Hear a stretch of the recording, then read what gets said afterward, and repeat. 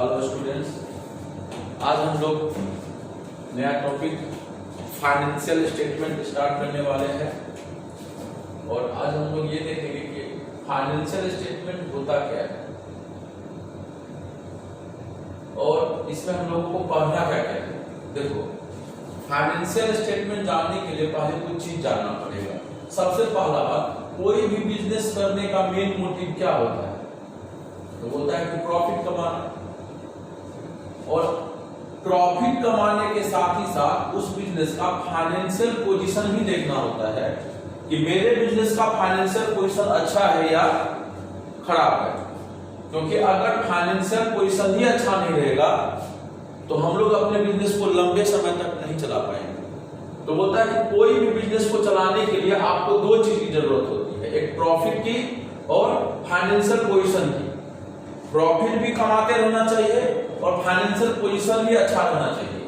तो बोलता है कि इस दोनों चीज को तुम कैसे पता करोगे, क्या चीज करोगे कि ये दोनों चीज निकल जाएगा बिजनेस का। तो बोलता है कि प्रॉफिट पता करने के लिए हम लोग बिजनेस के लिए क्या बनाएंगे, इनकम स्टेटमेंट, और फाइनेंशियल पोजीशन पता करने के लिए क्या बनाएंगे, पोजीशन स्टेटमेंट। होता है कि किसी भी बिजनेस का अगर हम इनकम स्टेटमेंट बनाते हैं तो प्रॉफिट पता चल जाएगा, और पोजीशन स्टेटमेंट बनाते हैं तो फाइनेंशियल पोजीशन पता चल जाएगा। बोलता है कि इस दोनों चीज को पता करने के लिए हम लोग पहले क्या करते हैं ना, हम लोग पहले बिजनेस को दो भाग में बांट देते हैं। देखो, एक बिजनेस है, उसको दो पार्ट में बांट दिए। एक है मैन्युफैक्चरिंग और दूसरा है नॉन मैन्युफैक्चरिंग। देखो, मैन्युफैक्चरिंग बिजनेस का मतलब क्या हुआ, ऐसा बिजनेस जो खुद ही सामान बनाता भी है, खुद ही सामान बेचता भी है। नॉन मैन्युफैक्चरिंग मतलब क्या, खुद बनाता नहीं है, ऑलरेडी बना हुआ सामान खरीद करके बेच देता है। तो देखो, मैन्युफैक्चरिंग बिजनेस अपना प्रॉफिट निकालेगा और नॉन मैन्युफैक्चरिंग बिजनेस भी अपना प्रॉफिट निकालेगा। ये भी अपना फाइनेंशियल पोजीशन पता करेगा और ये भी अपना फाइनेंशियल पोजीशन पता करेगा।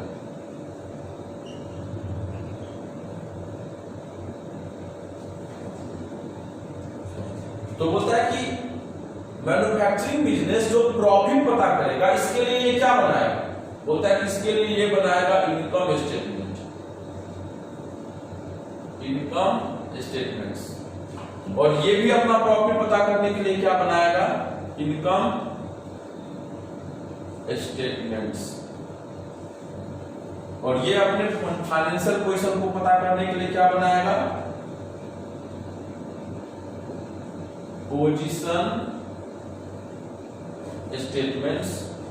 ये भी क्या बनाएगा, पोजीशन स्टेटमेंट। ये दो चीज पता करेगा, ठीक है। तो बोलता है कि इनकम स्टेटमेंट और पोजीशन स्टेटमेंट, ये भी इनकम स्टेटमेंट और पोजीशन स्टेटमेंट। तो बोलता है कि इसके इनकम स्टेटमेंट का मतलब क्या, इसके इनकम स्टेटमेंट का मतलब क्या। तो देखो, जब भी हमको मैन्युफैक्चरिंग बिजनेस पढ़ना है तो इनकम स्टेटमेंट में यहां तीन काम करना पड़ेगा आपको। एक, मैन्युफैक्चरिंग अकाउंट बनाना पड़ेगा, मैन्युफैक्चरिंग अकाउंट। दूसरा, ट्रेडिंग अकाउंट बनाना पड़ेगा, और तीसरा, प्रॉफिट एंड लॉस अकाउंट बनाना पड़ेगा। और इसके पोजीशन स्टेटमेंट का मतलब बैलेंस शीट बनाना पड़ेगा। इसके इनकम स्टेटमेंट में हम लोगों को दो काम करना पड़ेगा, एक ट्रेडिंग अकाउंट बनेगा, दूसरा प्रॉफिट एंड लॉस अकाउंट बनेगा, और तीसरा बैलेंस शीट बनेगा।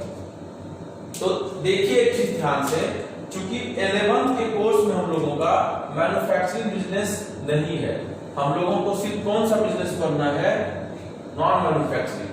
तो हम लोगों को पढ़ना होगा trading account, profit and loss account और बैलेंस शीट। अब जरा सा समझते हैं फाइनेंशियल स्टेटमेंट का मतलब क्या है। देखिए, फाइनेंशियल स्टेटमेंट को एक वर्ड में हम लोग बोल सकते हैं बैलेंस शीट। लेकिन बैलेंस शीट बनाने के लिए आपको ये भी बनाना पड़ेगा, ये भी बनाना पड़ेगा। मतलब इसका कुछ चीज इसमें चला जाएगा और इसका बैलेंस इसमें जाता है, तब जाकर के बैलेंस शीट बनता है। तो बताइए क्या बैलेंस शीट ऐसे ही बनेगा कि इसके लिए ये दोनों चीज का भी जरूरत पड़ेगा? तो बोलता है कि बैलेंस शीट के साथ साथ ये दोनों भी बनाना पड़ेगा। तो बोलता है कि फाइनेंशियल स्टेटमेंट का मतलब होता है बैलेंस शीट, और बैलेंस शीट के साथ जो जो चीज अटैच किया जाता है। तो अभी हम लोग इस चैप्टर में इतना समझेंगे, बैलेंस शीट और इसके साथ में ये दोनों अटैच किया जाएगा, तो इस तीनों चीज को हम लोग क्या बोलेंगे? Financial statement. तो बताइए बैलेंस शीट पोजीशन स्टेटमेंट को बोलते हैं और ट्रेडिंग पीरियड इनकम स्टेटमेंट को बोलते हैं। इसका मतलब फाइनेंशियल स्टेटमेंट जो है ये दोनों है, यानी इनकम स्टेटमेंट और पोजीशन स्टेटमेंट को हम लोग क्या बोलते हैं? फाइनेंशियल स्टेटमेंट बोलते हैं। ये आपका हो गया पहला नंबर। यहां तक तो कोई दिक्कत नहीं है, ये पहला। अब दूसरा चीज आते हैं, अगर हम लोगों को ये चैप्टर सीखना होगा तो पहले इसको सीखना पड़ेगा। तो सबसे पहले हम लोग सीखते किसको है बनाने के लिए? ट्रेडिंग अकाउंट कैसे बनेगा। देखिए ये है ट्रेडिंग अकाउंट ऑफ, जिसका भी बनाएंगे उसका नाम, फॉर द ईयर, जिस ईयर का बना रहा है उस ईयर का।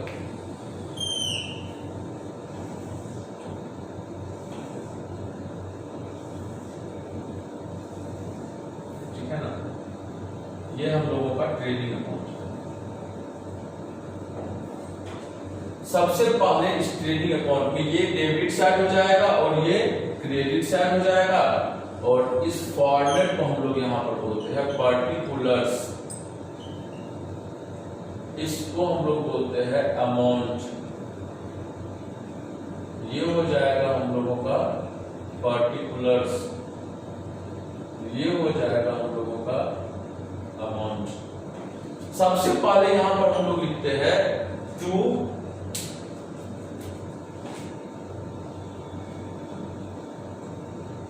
ओपनिंग स्टॉक, और जो भी अमाउंट दिया हुआ रहेगा वो यहां लिखा देंगे। सबसे पहले ओपनिंग स्टॉक लिखाएगा, क्वेश्चन में दिया हुआ रहेगा और यहां लिखा देंगे, नहीं दिया रहेगा नहीं लेंगे। इसके बाद हम लोग यहां पर लिखते हैं टू परचेज।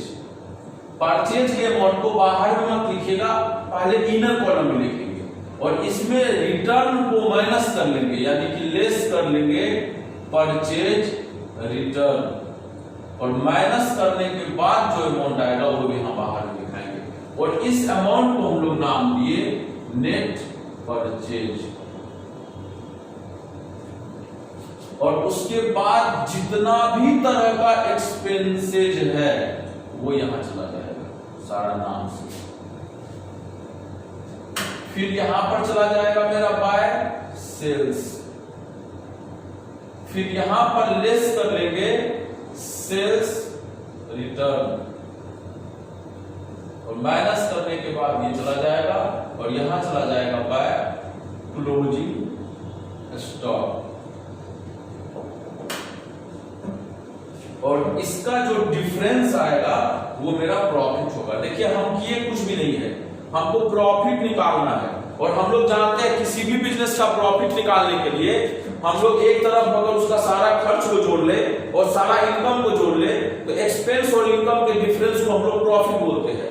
यहां भी देखिए इधर सेल्स गया हुआ है और इधर खर्च गया हुआ है, तो सेल्स और एक्सपेंस के डिफरेंस को हम लोग क्या बोलेंगे? प्रॉफिट बोलेंगे। ठीक है ना, तो यहाँ प्रॉफिट आता है इसको। अभी इसको और नीचे डिटेल में बताते हैं। यहां पर जब बनाएंगे ना ट्रेडिंग अकाउंट, तो हम लोगों को देखिए कहां कहां दिक्कत आएगा। दिक्कत आएगा उसके लिए हम लोग यहां नोट लगा देते हैं। नोट नंबर 1, नोट नंबर 1 क्या बोलता है? देखिए नोट नंबर 1 बताता है कि आपका जो परचेज रिटर्न है इसका दूसरा नाम है रिटर्न आउटवर्ड। रिटर्न आउटवर्ड, या इसका एक और नाम है रिटर्न सीआर। दूसरा नंबर नोट है आपका जो सेल्स रिटर्न है इसका एक और नाम है रिटर्न इनवार्ड, या इसका एक और नाम है रिटर्न डेबिट। तीसरा इसमें क्या है, तीसरा इसमें आ जाएगा आपका जो क्या बोलते हैं, ये इसका कहानी कंप्लीट, इसका कहानी कंप्लीट। तीसरा आपका इस अकाउंट को जब हम लोग बनाएंगे तो क्रेडिट ज्यादा और डेबिट कम हो सकता है। बैलेंस कैसे निकालेंगे, सीआर में से डीआर घटा दीजिएगा, जो भी डिफरेंस आएगा वो मेरा हो जाएगा प्रॉफिट। लेकिन चौथा नोट क्या होगा, अगर डेबिट ज्यादा क्रेडिट कम तो इस बैलेंस को क्या बोला जाएगा, मतलब डीआर माइनस सीआर, और जो बैलेंस आ जाएगा उसको हम लोग क्या बोलेंगे, लॉस। पांचवा नोट में आप लोगों को क्या दिक्कत होगा कि एक्सपेंसेज का मतलब क्या। देखिए कोई भी बिजनेस में जो हम लोग नॉन मैन्युफैक्चरिंग पढ़ेंगे, ऐसे हम लोग पूरे का पढ़ लेते हैं क्योंकि आपकी किताब में मिक्स करके दिया हुआ है। एक्सपेंसेज को दो पार्ट में बांट दिया, पहला बोला डायरेक्ट और दूसरा बोला इनडायरेक्ट। तो बोलता है कि क्या होता है डायरेक्ट एक्सपेंस, क्या होता है इनडायरेक्ट एक्सपेंस, और दोनों को अलग अलग बांटने का जरूरत क्यों पड़ा। तो बोला देखिए अलग अलग बांटने का जरूरत इसलिए पड़ गया कि ट्रेडिंग अकाउंट में सारा डायरेक्ट एक्सपेंस जाता है और पीएल अकाउंट में सारा इनडायरेक्ट एक्सपेंस आता है। तो आप ही एक बात बताइए, अगर ट्रेडिंग में सारा डायरेक्ट एक्सपेंस जाता है और पीएल में इनडायरेक्ट एक्सपेंस जाता है, तो इसका मतलब ट्रेडिंग अकाउंट में सब खर्चा तो नहीं गया, और जब सारा खर्च गया ही नहीं तो इसका फायदा जो निकला, इसका जो प्रॉफिट निकला, क्या वो मेरे बिजनेस का शुद्ध प्रॉफिट है? नहीं, उसमें तो मिलावट है। क्या चीज का मिलावट है? तो सबसे पहले यहां जो एक्सपेंस लिए, कौन सा एक्सपेंस होगा, डायरेक्ट, ठीक है ना। और जब यहां सिर्फ एक ही तरह का खर्चा लिए, ये खर्च तो घटा नहीं, इसीलिए इसका जो प्रॉफिट आता है ना, इसको नाम दिया गया ग्रॉस प्रॉफिट या ग्रॉस लॉस। मतलब ट्रेडिंग अकाउंट से क्या निकलता है मेरा, ग्रॉस, और पीएल अकाउंट से क्या निकलेगा मेरा, नेट प्रॉफिट। ठीक है, तो इसको पहले पूरा उतार लीजिएगा इसको, क्योंकि अभी इसको मिटाना है हमको, ठीक है ना। तो देखिए हम क्या बताए, कोई भी बिजनेस में फाइनेंशियल स्टेटमेंट का मतलब होता है बैलेंस शीट और इसके साथ साथ जो जो अटैच होगा। अगर मैन्युफैक्चरिंग बिजनेस की बात करते हो तो मैन्युफैक्चरिंग अकाउंट भी मेरा फाइनेंशियल स्टेटमेंट का ही पार्ट है। दो चीज निकालना है मैंने इस चैप्टर में, प्रॉफिट और फाइनेंशियल पोजीशन, और ये दोनों कैसे निकालेंगे। तो हम लोग अगर ट्रेडिंग अकाउंट पढ़ रहे हैं, पीएल पढ़ ले और बैलेंस शीट पढ़ ले, तो ये चैप्टर हम लोगों का कंप्लीट हो जाएगा। तो इस तरह का पार्ट हम अभी मिटा रहे हैं क्योंकि इधर लिखाना है एक्सपेंस के बारे में, तो आप लोग इसको उतार लिए होंगे, ठीक है। अब देखते हैं हम लोग कि ये डायरेक्ट एक्सपेंस और इनडायरेक्ट एक्सपेंसेस क्या है। देखिए डायरेक्ट एक्सपेंस और इनडायरेक्ट एक्सपेंस को समझने के लिए हम लोग कुछ एग्जांपल समझेंगे अभी, और उससे हम लोग क्लियर करेंगे कि डायरेक्ट एक्सपेंस और इनडायरेक्ट एक्सपेंस क्या है। जितना भी डायरेक्ट एक्सपेंस है वो चला जाएगा ट्रेडिंग अकाउंट के किस साइड में, डीआर में, और जितना भी इनडायरेक्ट एक्सपेंसेस है वो कहां चला जाएगा, पीएल अकाउंट के डीआर में, ठीक है ना। तो देखिए एक्सपेंसेस को हम लोग दो पार्ट में बांटे थे, कौन कौन सा, डायरेक्ट, और दूसरा कौन सा है, इनडायरेक्ट। देखिए डायरेक्ट एक्सपेंसेस में क्या क्या आएगा, डायरेक्ट एक्सपेंसेस में आएगा, बोलता है कि वो खर्चा जो किसी, जैसे ये सामान है ना, मेरे सामान को बेचना है तो बेचने से पहले, या ऐसे समझ सकते हैं बनाने तक में जो खर्चा हो या लाने तक में जो खर्चा हो, ताकि आप इसको अब बचा इसका खाली बेचने का, तो बेचने से पहले जो भी खर्चा होता है ना, वो सारा खर्चा जहां से हम लोग अब सोचते हैं कि ये मेरा तैयार है, अब इसको बेचना है, तो अब इसको बेचना है, उससे पहले क्या क्या खर्चा किए थे वो सारा खर्चा डायरेक्ट एक्सपेंसेस हो जाएगा, ठीक है ना। बनाने का भी खर्चा डायरेक्ट एक्सपेंस में ही इंक्लूड होता है। जैसे एग्जांपल हम बताते हैं, इसमें हम बोल सकते हैं कि direct expenses are those expenses which are related to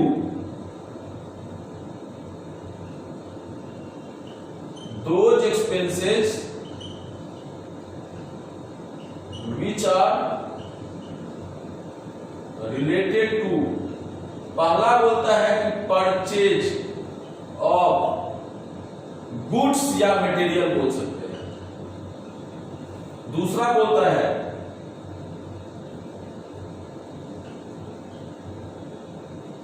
manufacturing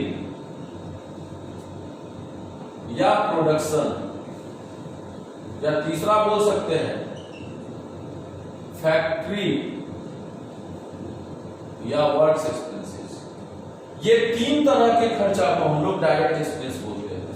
indirect expense क्या होगा, जब सामान बन गया तो बनने के बाद इस सामान को क्या करना है, हमको बेचना है, तो बोलता है कि बेचने में क्या क्या खर्चा होगा। तो देखिए selling and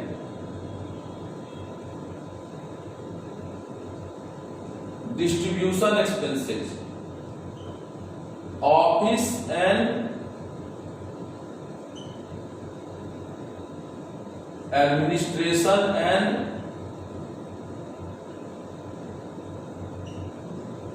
management expenses, finance expenses जैसे इंटरेस्ट सब, इंटरेस्ट पेड सब जो करते हैं ना वो फाइनेंस एक्सपेंसेस में होता है।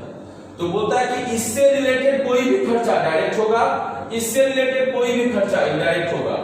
इनडायरेक्ट एक्सपेंसेस को ट्रेडिंग में कहीं नहीं दिखाया जाता है, इसको पीएल अकाउंट में दिखाते हैं। तो अभी हम लोग पीएल अकाउंट तो बना नहीं रहे हैं, हम लोग सिर्फ ट्रेडिंग अकाउंट बना रहे हैं, और इसी एक्सपेंस का ये पार्ट है, ठीक है ना। आप लोग इसी एक्सपेंस में इसको दो पार्ट में बांट सकते हैं, ठीक है। यहाँ जगह नहीं रहने की वजह से हम नहीं बांटे। तो आइए इसमें इसके एग्जाम्पल में क्या क्या आ सकता है, देखिए एक एक करके एग्जाम्पल समझते हैं। हमको इस मार्कर को बनाने के लिए सबसे पहले मान लेते हैं कि इसका मटेरियल खरीदने के लिए हम लोग मुंबई गए, तो मुंबई में इसके मटेरियल को खरीदे, तो सबसे पहला खरीदने का खर्चा हुआ परचेज। परचेज तो हम दिखाई दे यहाँ पर। जब इसको खरीदे तो क्या ये अपने मन से मेरे घर तक पहुंच जाएगा, कि इस सामान को लाने के लिए हमको कोई गाड़ी भाड़ा करना पड़ेगा, कोई भी तरह का साधन चाहिए। तो मान लेते हैं कि ये मेरा गाड़ी ट्रक है, और इस ट्रक पर भाड़ा की इस ट्रक को घर तक ले जाने का, बताइए मेरे घर तक कैसे ले जाएगा। इसके लिए हमको इसको पे करना पड़ेगा, इस गाड़ी वाले ओनर को क्या पे करना पड़ेगा, तो इस गाड़ी वाले ओनर को हमको पे करना पड़ेगा कैरिज, कर्टेज या फ्रेट। अगर इसको हम भाड़ा देंगे ना तो ये मेरे गाड़ी से मेरे घर तक पहुंचा देगा। उसके बाद मेरा क्या पे करना पड़ेगा, तो यहां पर आप लोग नोट कर लीजिएगा, कैरिज, कर्टेज और फ्रेट। पहला एग्जांपल हो गया, पहला एग्जांपल क्या है, कैरिज, कर्टेज, फ्रेट। अब देखिए इसी के साथ में दूसरा बात क्या हो सकता है, कैरिज, कर्टेज और फ्रेट, इसके साथ में इनवार्ड वर्ड लग जाए। तीसरा क्या हो सकता है, कैरिज, कर्टेज, फ्रेट, इसके साथ में ऑन परचेज लग जाए। देखिए अगर कुछ नहीं लगा है तो भी हम लोग जानते हैं जो खरीदता है वही भाड़ा देता है, तो हम लोगों को देना पड़ेगा। इसके साथ में लग गया इनवार्ड, देख रहे हैं, तो भी इन आने में लगा भाड़ा, तो मेरा खर्चा डायरेक्ट एक्सपेंस। या इसके साथ में लग गया ऑन परचेज, तो भी मेरा खरीदने का खर्चा है, हो जाएगा। लेकिन एक बात बताइए, अगर क्वेश्चन में लिखा हुआ है carriage, cartage, freight, on sales, इसके साथ में प्लस क्या हो जाए, ऑन सेल्स या आउटवार्ड, यानी इनवार्ड या यहां पर ऑन परचेज लग जाए, ठीक है ना, या यहां पर लग जाए ऑन परचेज। तो इसका मतलब ये मेरा डायरेक्ट एक्सपेंस होगा, लेकिन ये बेचने में खर्चा होगा। देख रहे हैं, बेचने में या और बार मतलब जाने में, यानी बेचे हैं तब जा रहा है, उसका खर्चा है, तो ये मेरा इनडायरेक्ट एक्सपेंस होता है। ठीक है, जगह बचाने के लिए हम शॉर्टकट में लिख रहे हैं, इसका नाम लिखिएगा कैरिज कार्टेज फ्रेट। भाड़ा मतलब होता है इसका। अगला देखिए आपका तीसरा है, भाड़ा देने के बाद सामान मेरा ट्रक पर चढ़ गया। अब इस ट्रक को जैसे ले गए, ये मान लेते हैं मुंबई का बॉर्डर आ गया, बॉर्डर पर रोक दिया गाड़ी को, तुम नहीं ले जा सकते हो यहाँ से सामान, तुमको मेरे स्टेट से दूसरे स्टेट ले जाना है, तुमको टैक्स देना पड़ेगा। हम बोलेंगे इस टैक्स को क्या ना, ऐसे ये सब टैक्स बदल करके अब चेंज हो गया है, जीएसटी हो गया है, लेकिन अभी किताब में आप लोगों को आएगा तो आप लोग क्या कीजिएगा, देना पड़ेगा, बनाना पड़ेगा। तो इस खर्च का नाम हो जाएगा ऑक्ट्रॉय, और ड्यूटी मींस टैक्स होता है, या इसको क्लियरिंग चार्जेस भी दे सकता है क्वेश्चन में। ये भी खर्चा मेरा हो जाएगा। तो ये भी मेरा सामान क्या हुआ, अभी आ ही रहा है, अभी बना भी नहीं, अभी मटेरियल मंगा रहा है। इसके बाद मेरा क्या खर्चा होगा चौथा में, ये लगा, इसके बाद ये सामान मेरा मेरे गोडाउन तक पहुंच जाएगा। अब बताइए, गोडाउन तक जब सामान पहुंचा तो क्या सामान अपने मन से कूद कूद करके उतरने लगेगा? जी नहीं, इस सामान को उतारने के लिए हमको फिर मजदूर चाहिए, और मजदूर फिजिकल वर्क करेगा, और फिजिकल वर्क के लिए हम लोग उसको पे करेंगे वेजेज, या इसको लिख देगा क्वेश्चन में वेजेज एंड सैलरी। एक बात याद रखिएगा, सैलरी उस आदमी को देते हैं जो मेंटल वर्क करता है, वेजेज उस आदमी को पे करता है जो फिजिकल वर्क करता है। तो देखिए, वेजेज एंड सैलरी अगर है तो ये मेरा डायरेक्ट एक्सपेंस में आएगा। लेकिन अगर इसी तरीके से क्वेश्चन में एक चीज लगा दे, सैलरीज या सैलरी एंड वेजेज, तो याद रखिएगा ये मेरा इनडायरेक्ट एक्सपेंस में आ जाएगा। ठीक है, अगला पॉइंट में आते हैं। अगला पॉइंट आपका है, और वो है कि मजदूर काम किया। ऐसा भी तो हो सकता है कि ये सामान हम विदेश से मंगाएंगे, तो जब किसी दूसरे कंट्री से सामान मंगाते हैं ना, तो ऐसे हम लोग इंडिया में खरीदते, तो इसको नाम क्या दिया गया, परचेज। अगर इसको विदेश से खरीदते ना, तो इसको नाम दिया जाता इंपोर्ट, और अगर इसको विदेश में बेचते तो क्या नाम दिया जाता, इसका नाम होता एक्सपोर्ट। ड्यूटी मत लगाइएगा, ड्यूटी मींस टैक्स होता है। इंपोर्ट मतलब विदेश से खरीदना, एक्सपोर्ट मतलब विदेश में बेचना। ठीक है ना, यहां चला जाएगा। ठीक है, इसके बाद देखिए, अब ये जो विदेश में सामान खरीदे हम लोग विदेश से, तो उस पर टैक्स लगेगा कि नहीं लगेगा? तो इस टैक्स को हम लोग नाम देते हैं इंपोर्ट ड्यूटी, और इंपोर्ट ड्यूटी डायरेक्ट एक्सपेंस के नाम से जाएगा। ठीक है ना, या इसको हम लोग कस्टम ड्यूटी भी बोलते हैं, और ये भी मेरा कहां जाएगा, डायरेक्ट एक्सपेंस में ही जाएगा। लेकिन सर अगर क्वेश्चन में एक्सपोर्ट ड्यूटी रहेगा तब क्या करेंगे? तो बोलता है कि देखिए ये सब कंफ्यूजन वाला आइटम है। अगर क्वेश्चन में एक्सपोर्ट सिर्फ रहे तब वो सेल हो गया एक तरीके का, लेकिन एक्सपोर्ट ड्यूटी का मतलब होता है विदेश में बेचने पर टैक्स लगा, तो हम लोग उसको क्रेडिट साइड में नहीं लेंगे, यहां पर लेते ही नहीं है, इसको ध्यान रखिएगा। सॉरी, अब मतलब ट्रेडिंग में नहीं लेते हैं, वहां नहीं लेते हैं, यहां लेंगे, ये चला जाएगा पीएल अकाउंट के डेबिट साइड में, यहां नहीं लेंगे एक्सपोर्ट ड्यूटी को, याद रखिएगा ना, इस पे जाएगा। ठीक है ना, अगला मेरा क्या है, अगला मेरा पॉइंट जो है वो है कि अब हम लोगों का विदेश से सामान आया, सामान किस चीज से आएगा, जनरली शिप से आता है, और हम लोगों को शिप का चार्ज देना पड़ता है, जिसको हम लोग बोलते हैं डॉक चार्जेज, और डॉक चार्जेज मेरा डायरेक्ट एक्सपेंसेस होता है। तो ये हुआ सामान को मंगाने में खर्चा। अभी सामान आएगा कहां पर, फैक्ट्री में, तो हम लोगों को अब खर्चा होगा फैक्ट्री का।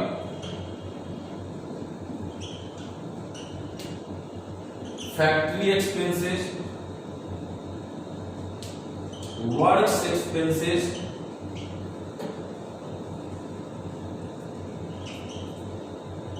मैन्युफैक्चरिंग एक्सपेंसेस,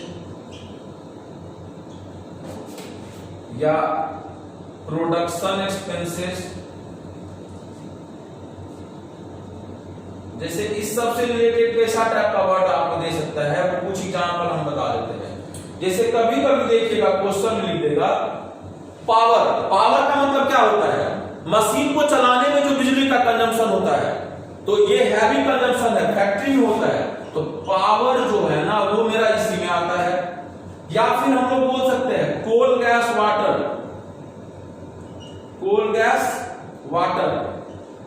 या हम लोग इसमें क्या लिख सकते हो, बोलता है कि मशीन को चलाए, मैन्युफैक्चरिंग हुआ, प्रोडक्शन हुआ, वर्क्स हुआ, फैक्ट्री का खर्चा हुआ, ये सब सारा मेरा कौन सा एक्सपेंसिव हो जाएगा, ठीक है ना, ये सब सारा खर्चा मेरा हो जाएगा डायरेक्ट एक्सपेंसिव। लेकिन अब एक क्वेश्चन है मेरा, जिसको हम लोग नोट नंबर 6 में लिखते हैं, 5 के नीचे में इसको उतारिएगा। अब हम छठा नोट लिखते हैं।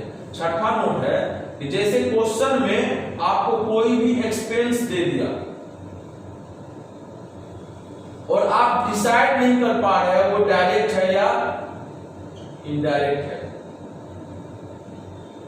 जैसे एग्जांपल हम बताते हैं रेंट के बारे में, क्वेश्चन में रेंट दे दिया, अब आप डिसाइड नहीं कर पा रहे हैं कि रेंट कहां का ले हम लोग, डायरेक्ट में कि इनडायरेक्ट में, कंफ्यूजन है। बताइए हम क्या बताए थे आपको, कौन सा बिजनेस करना है? Non manufacturing. नॉन मैन्युफैक्चरिंग का काम बनाना नहीं होता है, बना हुआ सामान बेचता है। तो बताओ कि आपको जब भी ऐसा क्वेश्चन हो कि आप डिसाइड नहीं कर पा रहा हो कि ये रेंट कहां का है, डायरेक्ट होगा तो फैक्ट्री का होगा और इनडायरेक्ट होगा तो कहां का होगा, ऑफिस का होगा। आप जब डिसाइड नहीं कर पा रहे हैं तो हर बार याद रखिएगा, जहां आपको कंफ्यूजन लगेगी तो फैक्ट्री का भी ले सकते हैं, ऑफिस का भी। तो हम लोग नॉन मैन्युफैक्चरिंग पढ़ते हैं, वहां फैक्ट्री नहीं होता है। तो जब भी आप उस खर्च में कंफ्यूजन है तो आप उसको क्या मानिएगा, ऑफिस, और ऑफिस मानिएगा तो उसको कहां दिखा दीजिएगा, प्रॉफिट एंड लॉस के डेबिट में, मतलब ट्रेडिंग अकाउंट में मत लीजिएगा। तो जब क्वेश्चन में सिर्फ रेट लिखा हुआ हो तो आप ऑटोमेटिक समझ लीजिएगा कि कुछ नहीं बताया, पीएल में जाएगा, ट्रेडिंग में नहीं जाएगा। जैसे और इसका बात बताते हैं कौन सा आइटम ऐसा कंफ्यूजन, लाइटिंग दे देगा, तब लाइटिंग फैक्ट्री में भी होता है, ऑफिस में भी होता है, पता नहीं चल रहा है क्या माने उसको। तो हम लोग लाइटिंग में क्या मानेंगे, डायरेक्ट नहीं मानेंगे, उसको हम लोग क्या मान करके बनाएंगे, इनडायरेक्ट, और कहां जाएगा, पीएल। अच्छा, ये तो सारा डायरेक्ट एक्सपेंसेस का है। कुछ इनडायरेक्ट एक्सपेंसेस को आज समझ लेते हैं, बनाएंगे अगले दिन इनडायरेक्ट एक्सपेंसेस के बारे में। देखो सेलिंग एंड डिस्ट्रीब्यूशन का खर्चा, ये क्या होता है? अब इसका एग्जांपल आप चाहे तो लिख भी सकते हैं, ठीक है ना। सेलिंग डिस्ट्रीब्यूशन के एक्सपेंसेस में आप क्या सब लिख सकते हैं कि जैसे देखिए सामान को बेचने के लिए, तो सामान को बेचने के लिए सेल्समैन का जरूरत पड़ेगा, तो इसके एग्जांपल में सेल्समैन का कमीशन आ सकता है। डिलीवरी मैन एक्सपेंसेस हो जाएगा, जो घर तक पहुंचा देता है सामान को। नाम ये सेलिंग एंड डिस्ट्रीब्यूशन, मतलब बेचने का, पहुंचाने का खर्चा, मतलब सामान को कैसे आसानी से कस्टमर तक पहुंचाएंगे। तो ये भी एडवर्टाइजमेंट का एक पार्ट होता है। एडवर्टाइजमेंट हो गया, सेल्समैन का कमीशन हो गया, एजेंट का कमीशन हो गया, ठीक है ना, स्टाफ का सैलरी हो गया, जो सेल्समैन का स्टाफ है उसका, तो मतलब उससे रिलेटेड कोई भी खर्चा मेरा डायरेक्ट एक्सपेंसेस हो जाएगा। ऑफिस रखेंगे, ऑफिस में रेंट देंगे, ऑफिस का स्टाफ को सैलरी पे करेंगे, ये सब मेरा खर्चा कौन सा खर्चा, इनडायरेक्ट एक्सपेंसेस हो जाएगा। एडमिनिस्ट्रेशन मैनेजमेंट, उसको चलाने का खर्चा, और बिजनेस को चलाने के लिए लोन लेने की जरूरत पड़ सकती है, तो फाइनेंस का एक्सपेंसेस, लोन पर क्या पे करेंगे, इंटरेस्ट, ये सब खर्चा मेरा इनडायरेक्ट होता है।